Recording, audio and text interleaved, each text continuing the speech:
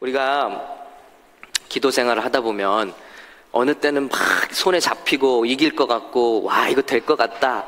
그리고 막 힘이 나고 세상을 이길 것 같은데, 또 어느 순간 그냥 의욕도 떨어지고 뭐든지 다 싫어지고, 또 이렇게 놔버리고 싶고 그만두고 싶고 도망가고 싶고 이러기를 반복하죠.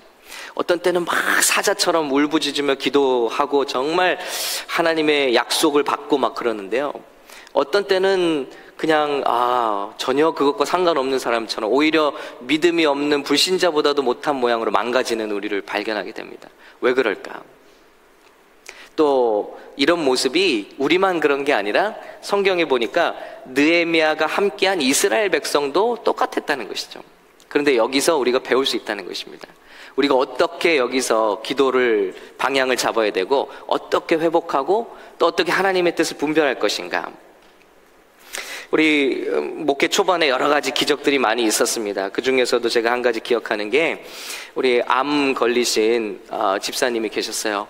그래서 이미 진단 탁 받았는데 말기암이고 이제 뭐 수술도 못하고 이 체력으로는 한 번도 그 항암 수술 받을 수가 없고, 이제는 이제 그 시한부 인생, 이제 죽는 날만 기다릴 수밖에 없는 분이라는 거예요. 그래서 그분을 이제 가정을 신방을 갔습니다. 신방을 갔는데 놀랍게도 그곳에서 처음 기도를 하는데 어디서 이렇게 타는 냄새가 났어요. 그래서 집사님, 뭘 집에서 뭐 종이 타는 냄새 같이 나더라고요. 그래서 집사님 냄새 나지 않아요? 뭐 태우시지 않았어요? 뭐 타고 있나요? 웬 냄비에 뭐가 타고 있나요? 그랬더니 아니요, 자기는 안 난대요. 우리 집사님 가정이. 제가 이상한데요, 뭐가 타는 냄새가. 그러면서 마음에 쿵 와닿은 게, 하나님께서 뭔가 메시지를 주고 계시구나. 이 암덩이를 태우시려나 보다. 그리고 선포해버렸습니다. 그리고 기도하자. 우리 의사들은 이제 끝이라고 하고 항암 수술도 한번 할 수 없는 상태라고 하지만은 우리 하나님께서 그런 마음을 주시는 것 같으니까 우리 확신 가지고 같이 기도하자. 근데 놀라운 기적이 일어났는데요, 이분이 믿음을 갖기 시작했어요. 그리고 함께 기도하기 시작하는데 그 정말 어려운, 그냥 이 일이 걸리기 전에도 삐쩍 말르셨어요. 삐쩍 말르셨어요. 힘이 하나도 없는 분이에요. 나이도 드시고.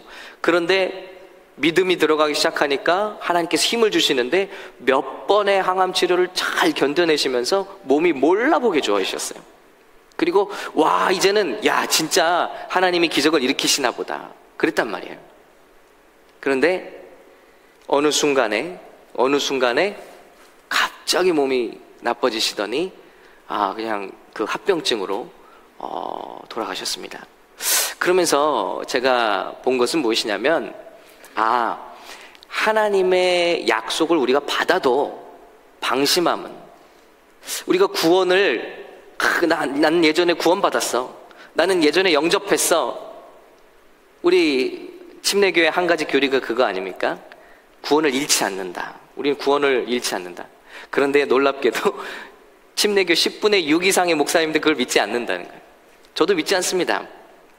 대놓고 말해도 되나? 왜냐하면요, 한 번 따놓은 구원은 그렇게 따놓는 게 아니라는 거예요. 사도 바울의 말씀처럼 주님 오실 날까지 두렵고 떨리는 마음으로 구원을 이뤄가라는 것입니다. 하나님께서 택한 자를 버리시지 않는다는 말씀이지, 우리가 하나님의 약속을 스스로 떠나고 하나님의 곁을 떠나면 약속과 성취는 별개의 문제라는 것입니다. 제일 안타까운 게 뭐죠? 출애굽한 백성들은 가나안 땅에 들어가는 약속을 받았어요. 만약에 구원을 한 번 따놓는 것이 따놓는 것이고 한 번만 약속받으면 그대로 되는 것이라면, 완성되는 것이라면 이스라엘 백성 무슨 일을 했어도 하나님이 가나안 땅에 넣으셔야 돼요. 그런데 놀라운 것은 약속받은 사람들과 가나안 땅에 들어간 사람이 다르다는 것입니다. 이게 비극이에요. 우리가 하나님께 무슨 철떡 같은 기도응답의 약속을 받았다 할지라도 그것을 지켜가는 과정도 매우 중요해요. 아브라함이 하나님께 약속을 받죠. 근데 그 약속의 제단을 지키기 위해서 밤새도록 새들과 싸우지 않습니까? 지키는 것이 필요하다는.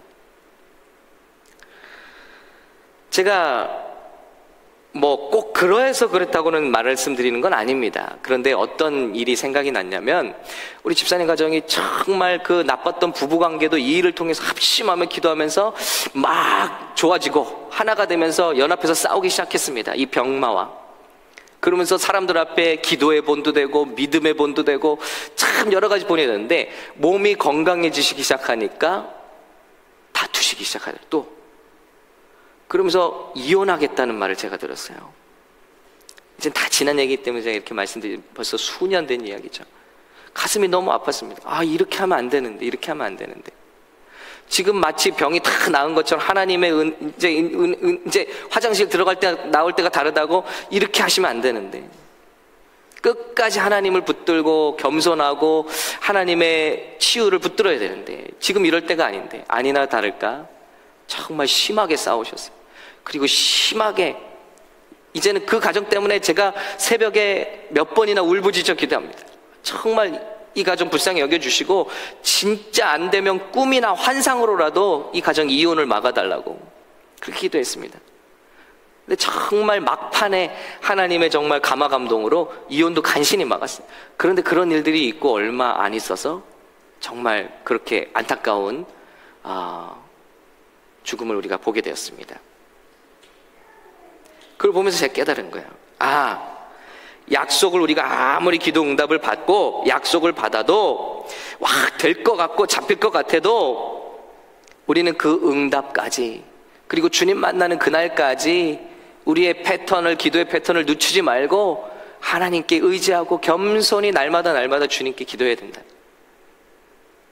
오늘 느헤미야 이야기가 그걸 말하고 있거든요. 자, 오늘 본문은 느헤미야 13장 28절부터 31절까지입니다. 느헤미야가 제가 좀 배경 설명을 드리면 느헤미야 자기 모든 권력과 부귀 영화 포기하고 백성에게 왔지 않습니까? 그리고 무너진 세상 백성들에게 꿈과 비전을 제시했습니다. 그리고 그들을 일으켜 세우고 힘을 주었습니다. 그리고 본인이 무엇보다도 앞장서서 열정으로 백성들을 끌어갔습니다. 성전을 정화시켰습니다. 그리고 결국에 백성의 마음을 하나님께로 돌리고 드디어 52일 만에 성벽을 복구했다는 것입니다. 놀라운 일이죠. 그런데 이제 약속대로 자기가 약속한 게 있잖아요. 왕에게. 그래서 왕에게 돌아갑니다. 성벽이 재건단데. 그랬더니 얼마 안 있어서 이스라엘에서 또 소식이 들리는 거예요. 또다시 망가지기 시작하는 거예요. 얼마나 어렵게 재건한 것이고 얼마나 어렵게 피땀 흘려서 회복된 것입니까? 무너지는 건 한순간이더라. 또 무너지는 거예요. 제사장들이 그 돈의 유혹을 버리지 못합니다. 그래서 처음부터 느헤미야를 방해했던 누구예요? 재력가 도비야, 암몬 사람, 모압 사람 도비야를 아예 느헤미야가 없는 사이에 성전 한 곳에다가 집을 만들어줬어요. 도비야 집을. 얼마나 눈치를 보고 얼마나 그를 참 두려워했는지. 제사장들이요, 제사장들이. 이방인들이 성전에 들어갈 수 없거든요. 그런데 이 성벽 건축을 그토록 방해하고 음해하고 이스라엘 백성이 잘 되기를 정말 저주한 그런 도비야를 성전 안으로 불러들였습니다. 이 소식이 들린 거예요. 리더들은 순간 잘하는 것 같다가 성전을 돌보지 않고 다 성벽을 떠나서 자기 돈 벌기에 바빴습니다. 자기 삶으로 돌아갔습니다. 성전을 돌보지 않아요. 11조를 하지 않습니다. 예물을 드리지 않아요. 그러니까 제사장들도 예배 처소를 버리고 다 세상으로 뿔뿔이 흩어지는 거예요. 다시 성전이 비어지기 시작하는 거예요. 그 어렵게 이룬 부흥이 한순간에 무너지더라. 그럴 때 느헤미야가 어떻게 마지막 한 번 더 부흥을 가져오고 회복을 가져오는가, 이런 장면이 이제 오늘 장면입니다. 다 읽을 수는 없고요. 느헤미야 13장 28절부터 31절까지 저 한 절, 여러분 한 절 그렇게 읽겠습니다. 대제사장 엘리야십의 손자 요야다의 아들 하나가 호론 사람 산발랏의 사위가 되었으므로 내가 쫓아내어 나를 떠나게 하였느니라.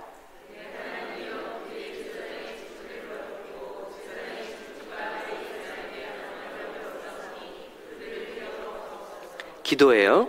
내가 이와 같이 그들에게 이방 사람을 떠나게 하여 그들을 깨끗하게 하고 또 제사장과 레위 사람의 반열을 세워 각각 자기 일을 맡게 하고, 다 같이요.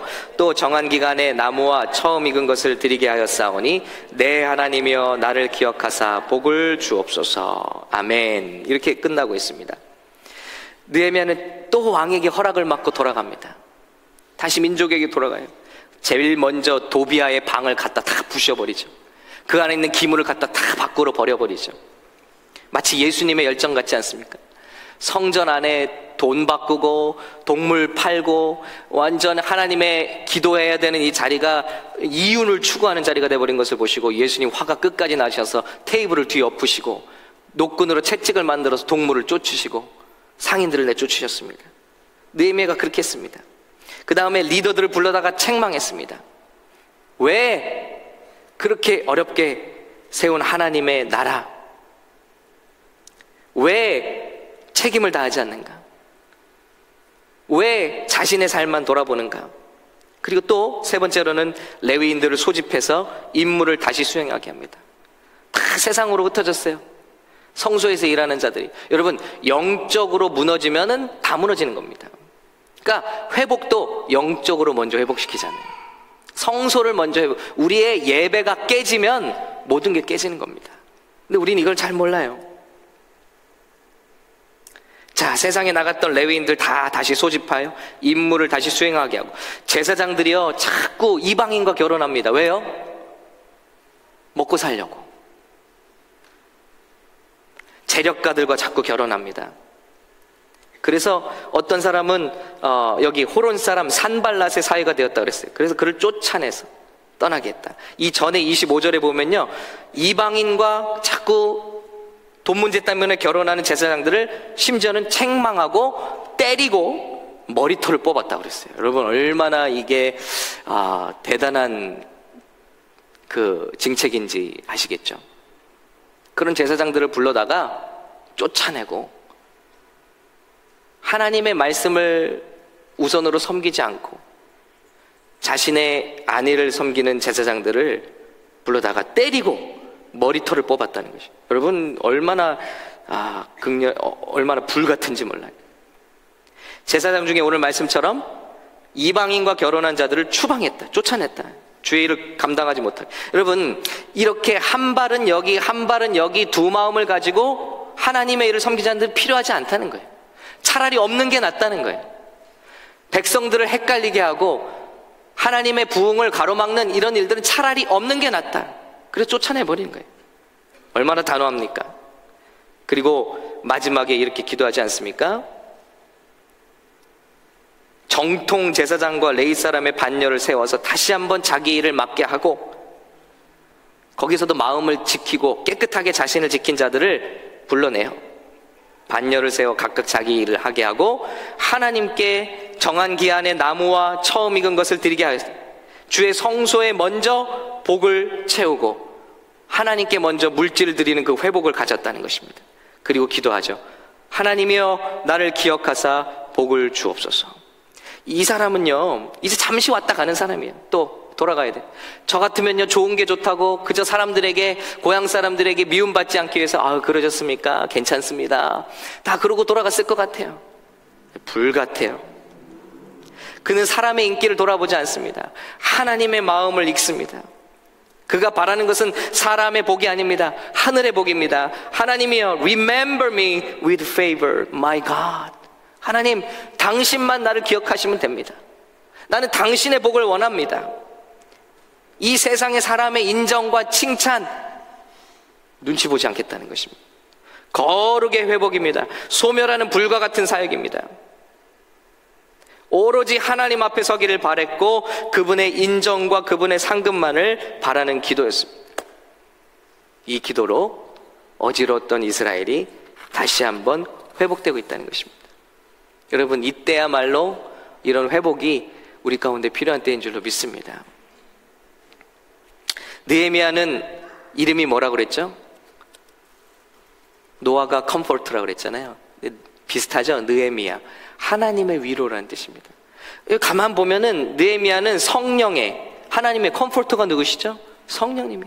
성령님의 사역과 같다. 자, 보세요. 그가 먼저 왔습니다.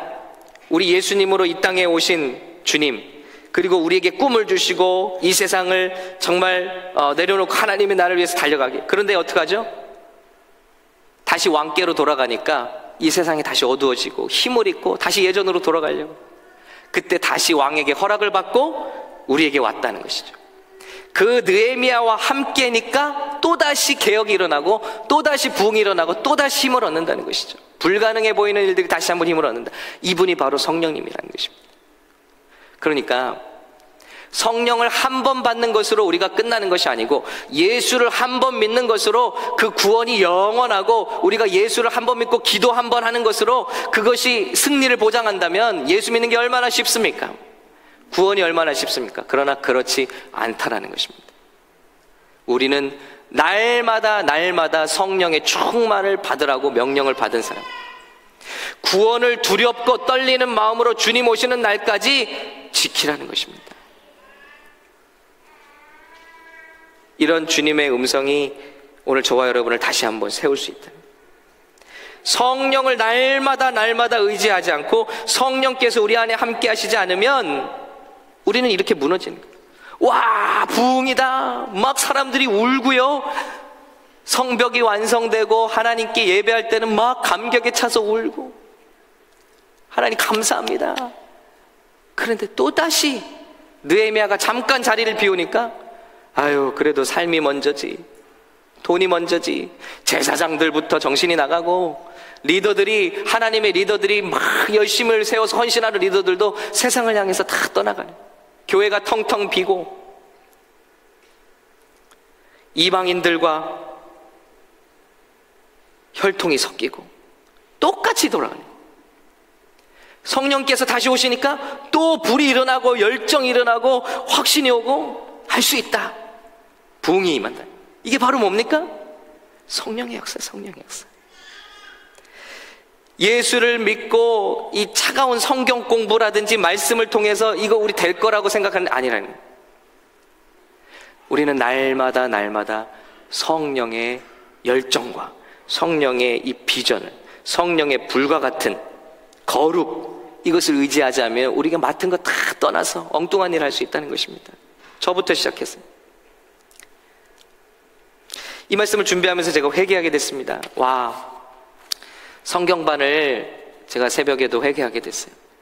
아, 그냥 지식적으로 이렇게 하면은 안 되겠구나.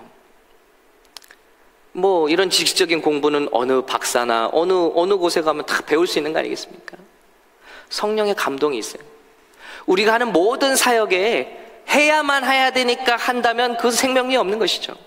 우리 모두가 다 성령을 의지해서, 비록 우리가 다 말에 어눌하고 다 지식이 짧은 사람들이지만 갈릴리 어부 같은 우리 연약함을 고백하면서 성령의 충만을 받아서, 그러나 성령의 능력으로 사역하기 시작하면 영혼이 살아나겠는데 그렇지 못하지 않은가? 그러기 위해서 우리는 기도해야 되는데 기도하지 못하고 있지 않은가? 오늘 예수님께서 우리에게 말씀하시죠. 요한 1서 5장 5절, 사랑하는 제자 요한을 통해서 우리에게 말씀하십니다. 우리 같이 읽을게요. 시작. 예수께서 하나님의 아들이심을 믿는 자가 아니면 세상을 이기는 자가 누구뇨? 이는 물과 피로 임하신 자니 곧 예수 그리스도시라. 물로만 아니요 물과 피로 임하셨고 증거하는 이는 성령이시니 성령은 진리니라. 증거하는 이가 셋이니 성령과 물과 피라. 또한 이 셋이 합하여 하나이니라. 예수께서 하나님의 아들이심을 믿는 자가 아니면 세상을 이길 자는 없다. 근데 이것을 누가 증거하는가? 성령이 증거하신다는 거예요. 증거하시는 이는 성령이시니 성령은 진리니라. 증거하는 이가 셋이니 성령과 물과 피라.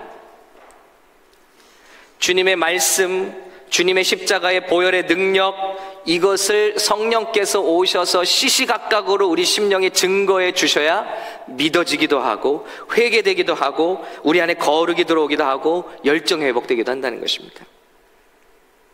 느헤미야가 자리를 비우면 힘이 빠지고, 느헤미야가 다시 하면 비전에 불이 불듯이 열정이 생기는 것, 당연한 결과라는 것입니다. 여러분, 우리에게는 성령님의 동행하심과 임재하심이 너무나 절실하다는 것입니다.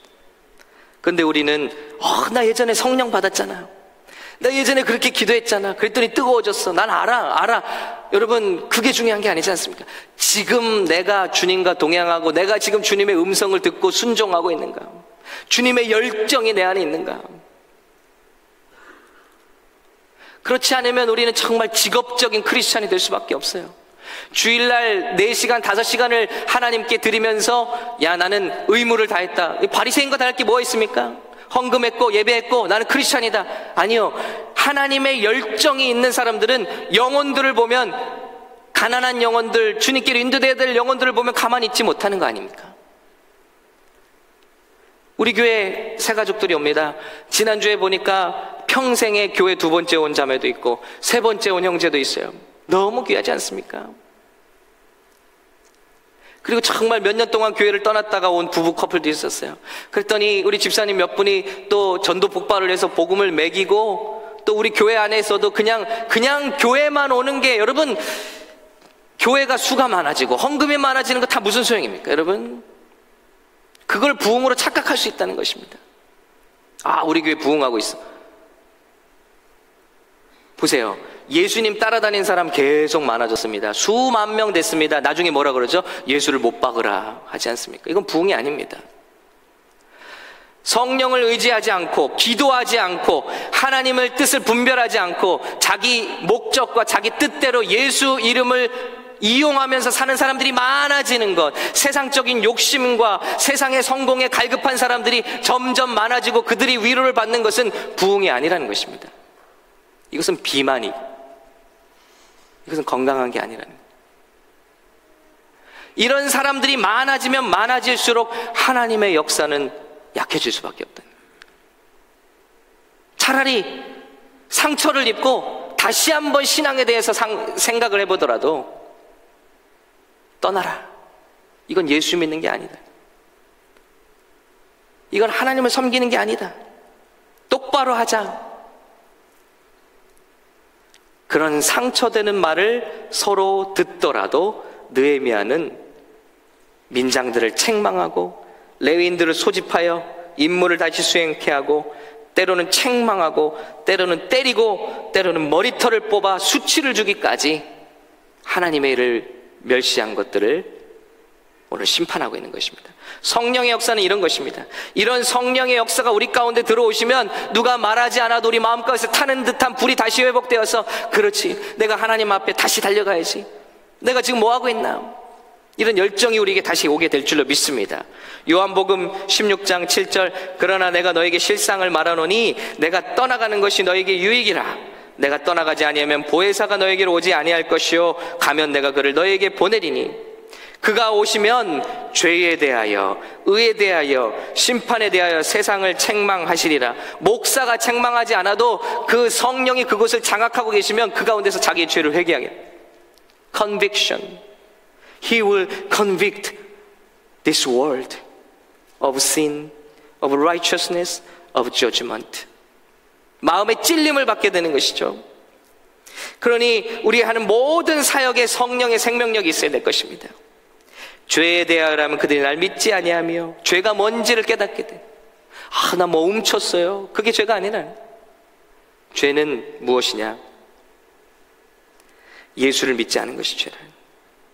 의에 대하여라면 내가 아버지께로 가니 너희가 다시 나를 보지 못하며. 의가 무엇이냐? 믿음으로 사는 게 의다. 왜냐? 예수님을 보고 믿는 게 아니에요. 믿음으로 주님을, 왜냐하면 주님은 안 계시니까. I go to my Father and you see me no more. 보고 믿는 게 아니지, 믿음으로 사는 게 의인 것입니다. 심판에 대하여라면 이 세상 임금이 심판을 받았음이라. 이 세상 마귀 사탄이 이미 주님의 발 앞에 무릎 꿇림을 당했다. 이것을 깨달을 수가 없으니까 매일 기도하고 죄짓고, 기도하고 죄짓고, 싹싹 빌고 나서는 또 똑같은 죄를 짓고 변하지 않는 것입니다. 인간적인 감정적인 회개만 하는 것입니다.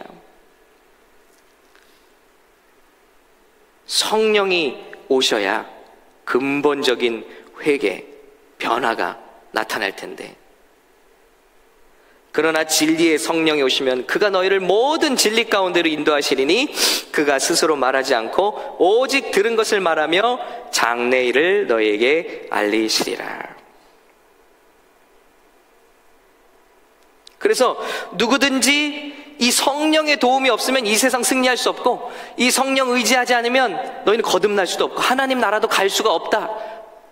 아니, 우린 그렇게 안 배웠는데요. 저 십자가 예수님이 우리 죄를 위해 돌아가신 것만 입으로 고백하면은 우리가 구원받는다고 했는데요.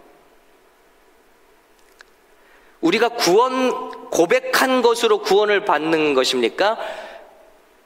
진정한 고백으로 말미암아 예수님이 우리 안에 우리와 함께 하심으로 우리가 구원을 받는 것입니까? 저는 7번 침례 받았는데요 하는 청년도 기억하죠.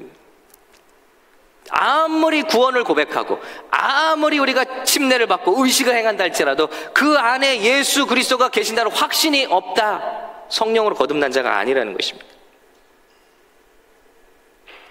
예배 오면은 거룩한 것 같고 예배의 자리를 떠나면 또다시 돌아가고, 이것은 일시적이고 감정적인 신앙에 머물고 있다는 것입니다. 성령께서 우리 안에 역사하신다면, 돌아온 느헤미야의 역사가 우리 가운데 있지 않으면, 매일 그분과 동행하지만, 그래서 예수님이라면, 여러분 진짜 예수님이라면 하나님이시잖아요. 그런데 한 번만 기도하시면 되잖아요. 한 번만. 예수님은 새벽마다 기도하시고 밤마다 기도하시고, 왜 그러죠? 육신을 입고 있기 때문에. 그 육신을 입고 있기 때문에 하나님의 성령의 충만함을 받기 위해서는 기도할 수밖에 없다는 것을 보여주시는 것입니다. 하물며 우리가 성령을 의지하지 않고, 예전에 기도 많이 했어요, 예전에 고백했어요, 나 예전에 분명히 구원받았어요, 정말일까요? 지금 우리 안에 예수 그리스도의 생명이 나타나지 않는데 과거에 내가 무엇을 한 것으로 구원을 받았다고 확신할 수 있을까요? 그러므로 구원은 두렵고 떨리는 것으로 이루어가는 것입니다. 어제는 사자 같았는데 오늘은 패배자가 될 수도 있지 않습니까? 성령님이 내 안에 계신가? 주님이 내 안에 계신가? 예수께서 대답하시되 진실로 진실로 내게 이르노니 사람이 물과 성령으로 나지 아니하면 하나님 나라에 들어갈 수 없느니라. 육으로 난 것은 육이요 성령으로 난 것은 영이니 내가 내게 거듭나야 하겠다는 말을 기이 여기지 말라. 바람이 임의로 불매 내가 그 소리를 들어도 어디서 오며 어디로 가는지 알지 못하나니 성령으로 난 사람은 다 이러하니라. 성령으로 거듭나야만 된다. 그리고 그 성령님과 동행해야 된다. 성령님을 동행하지 않는 순간 우리는 죄에 무릎 꿇고 예수도 모른다 하는 사람으로 얼마든지 변할 수 있다는 것입니다. 이것이 우리가 매일 기도해야 되는 이유가 아니겠습니까?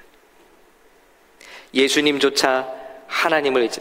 그러면 왜 하나님이 한 번만 기도하면 성령 충만하게 해주지? 왜 이렇게 우리를 연약하게 만들어서 매일매일 기도하게끔 불편하게 만들었을까요? 주님은 그런 장치로 말미암아 우리가 주님과 관계를 맺기를 원하는 것입니다. 주님을 의지하지 않습니까? 주님께 기도하지 않습니까? 날마다 주님과 이야기하지 않습니까? 주님과 관계를 맺는 성도가 되길 원하는 것입니다. 무언가를 받는 것만이 아니라 우리가 그 연약함을 의지하면서 주님께 나갈 때 날마다 주님과의 관계가 깊어지고, 그래서 내 안에 보혜사가 계시고 내 밖에도 보혜사가 계시죠? 바로 하나님 우편에서 우리를 중보하시는 예수 그리스도.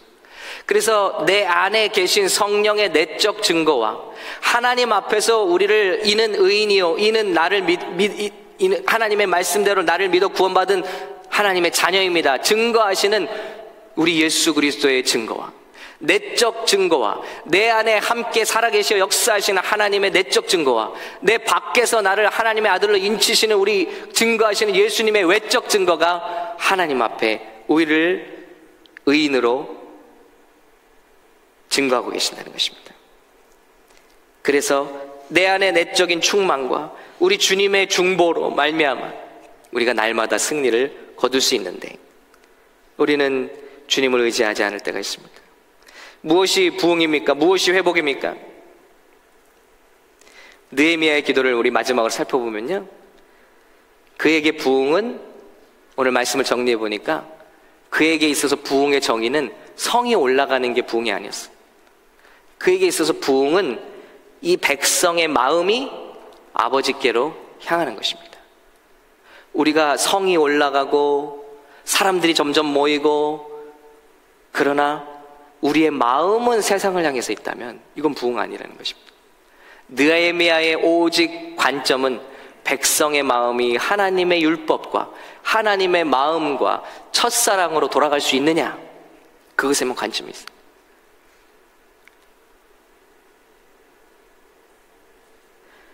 우리의 마음이 아버지께로 향하는 것이 성령님께서 오늘 우리에게 인도하시고 바라시는 마음인 줄로 믿습니다. 그리고 아버지의 임재가 백성에게 돌아오게 하는 것, 이게 느헤미야의 사역이었어요. 마지막 기도를 정리해보면. 그래서 어떤 대가든지 치르는 거예요. 여러분, 우리가 하나님의 능력을 입기 위해서 많이 기도하잖아요. 이것도 주시고 저것도 주시고 은사도 주시고 하나님 체험하게 해주시고 붙들어 주시고 힘을 주시고. 여러분, 그런데 반대 기도가 필요하다. 느헤미야처럼 하나님의 부흥을 막고 있는 것들을 없애버린다는 거예요. 우리 교회가 하나님 이런 교회가 되게 해주십시오, 이런 100명의 용사를 모아주십시오, 100명의 추수꾼을 모아주십시오, 부흥이 일어나게 해주십시오. 그런데 뒤로 우리의 부흥을 막고 있는 것들을 회개하고 성전을 거룩하게 하잖아요. 잘못된 제사장들을 책망하고 잘못된 리더들을 책망하고 하나님께 회개하고 심지어는 쫓아내고, 이 안에 어디 약속되지 않은 이 성전이 무너지기를 바라는 이방인의 집을 성전 안에 지어놨습니다. 우리 마음 가운데 하나님의 나라가 이루어지기를 원치 않는 더러운 마귀의 집을 그대로 내어놓고 하나님 복 주십시오, 하나님 능력 주십시오, 이런 기도는 소용없다는 것입니다.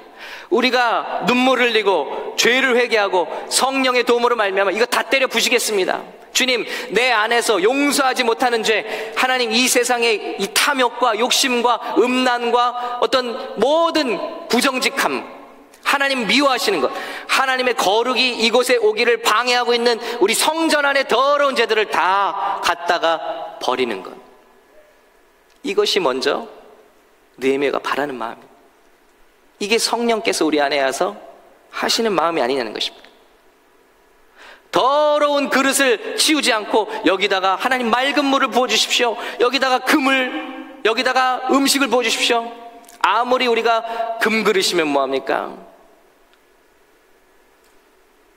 똥이 묻어 있는데 거기다가 누가 밥을 국을 떠서 먹을 수 있습니까? 거기다 부을 수가 없어요. 아무리 투박한 나무 그릇이라도 깨끗하게 준비되어 있으면 하나님의 기뻐하심을 입는 쓰임받는 그릇이 될 줄로 믿습니다. 그러니까 아버지의 마음은 이것입니다. 자, 우리 찬양팀, 하나님의 임재를 부어주세요, 하나님의 좋은 것으로 이런 기적과 이사가 나타나게 해주세요, 이런 기도 제목 좋습니다. 우리 예배에 부흥이 일어나게 해주셔서 좋습니다. 그런데 우리 예배에 하나님의 임재를 막는 것을 회개하기 원합니다. 우리에게 이런 기도를 좀 필요합니다. 우리 절을 시작해서 모든 리더들이 하나님 더 많은 하나님의 일꾼을 보내주십시오 보다 더 중요한 제목이 있다면 하나님의 마음에 합당하지 않은 것을 버릴 수 있도록 도와주십시오. 회개할 수 있도록 도와주십시오. 우리가 주님 외에 의지하고 있는 것들을 단호히 버릴 수 있는 마음을 우리에게 주십시오. 우리가 그런 기도가 주님 앞에 올라가야겠습니다. 어떤 대가도 치르겠습니다. 혹 그 가정에서 어떤 사람들이 화를 내거나 뭐 교회가 여기밖에 없어? 나는 나를 왕처럼 모셔주는 교회를 원한다. 혹시 그런 사람들이 떠난다 할지라도 우리가 그런 것을 두려워할 것이 아니라 정말 마지막 때 주님 앞에 구원받고 하나님의 상급받는 교회가 되는 것, 어떤 대가를 치르더라도.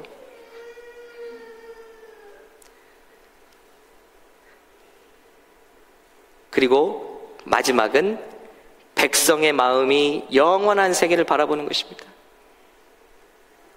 하나님, 나를 기억하여 주옵소서. 이것이 그의 기도 제목입니다. 세상 사람 날 몰라줘도 우리 주님만 우리를 기억해 주실 수 있다면, 내가 세상과 때로는 원수가 된다 할지라도, 이런 말을 해서 세상이 나를 미워한다 할지라도,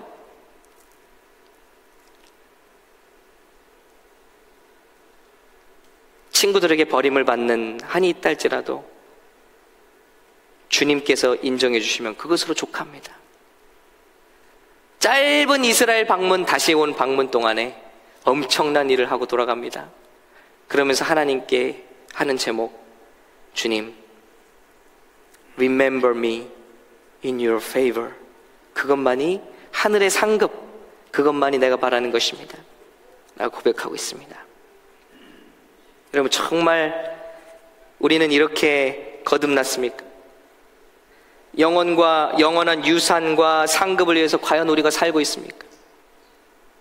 과연 우리의 삶의 목표와 중심에 예수 그리스도께서 계시고 그분의 마음이 우리 가운데 역사하고 있는가? 아니면 오늘 이 이스라엘 백성처럼, 우리 성령님의 마음을 잃어버린 이스라엘 백성처럼 또다시 세상과 하나님 중에서 택하라면 어쩔 수 없지, 그래도 먹고 살아야지 하고 세상으로 우리의 하나님께서 정해주신 자리를 다 떠나서, 다 복받을 수 있는, 긍국의 복일 수 있는 성전과 성벽을 회복시켜 주셨음에도 불구하고 우리의 마음이 세상을 향해서 떠나버립니다. 제사장들이 자기 자리를 떠나는 거예요. 여러분, 제사장들이 잡을 갖는 게 나쁘다는 얘기가 아니잖아요.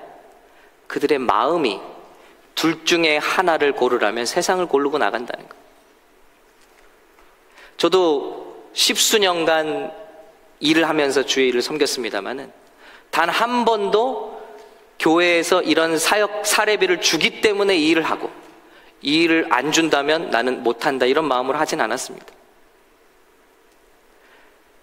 잡을 갖는 것은 바로 이런 사역을 내가 더 잘 감당하기 위해서, 성도들에게 짐이 되지 않고 감당하기 위해서 하는 것 아니겠습니까?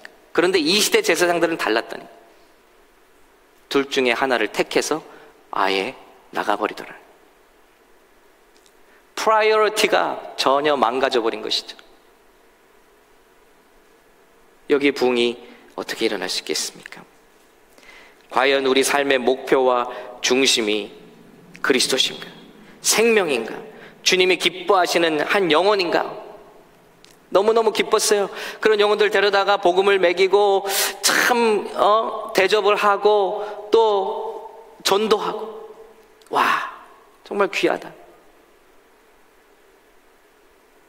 그 주님의 마음이 우리 가운데 있으려면 날마다 기도해야겠습니다. 성령님을 의지하겠습니다. 성령님과 함께 있어야만 그 영혼에 대한, 잃어버린 영혼에 대한 열정이 우리에게 돌아오지 않겠습니까? 자기 자리를 떠난 것처럼 추한 게 없는 겁니다. 우리 지난번에 이용유 목사님 오셔서 말씀을 되게 감동받았어요. 회개하게 됐습니다. 뭐든지 자기 자리를 떠난 건 더러운 거다. 음식물이 내 입속에 있을 땐 깨끗한데 그게 떨어지면 어땠습니까? 아무도 만지기 싫어하잖아요. 식당에서 그거 떨어진 음식물, 여러분 쓰레기통에 들어가니까 어떻습니까? 손으로 대기도 싫어하잖아요. 뭐든지 자기 자리에 있으면 깨끗한 거예요. 근데 자기 자리를 버리고 다른 자리에 가 있으면 더러운 거다. 그것 아닙니까? 우리가 마땅히 있어야 할 자리로 되돌아가는 것입니다. 우리의 마음이 아버지께로 되돌아가는 것입니다. 모든 우상을 버리고 우리 중심에 주님을 의지하고 나에게 주신 인생의 목적과 삶의 이유를 향해 달려가는 것입니다. 그래서 오직 주님께서 우리를 기억해 주시기를, 주님만이 우리를 기억해 주시기를, 주님이 언제 오셔도 주님 앞에 섰을 때 주님이면 되었고 지금도 감사합니다라고 고백할 수 있는 우리 삶이 될 수 있기를, 우리의 이 느헤미야의 마지막 기도를 닮은 우리의 기도가 될 수 있기를 간절히 소원합니다.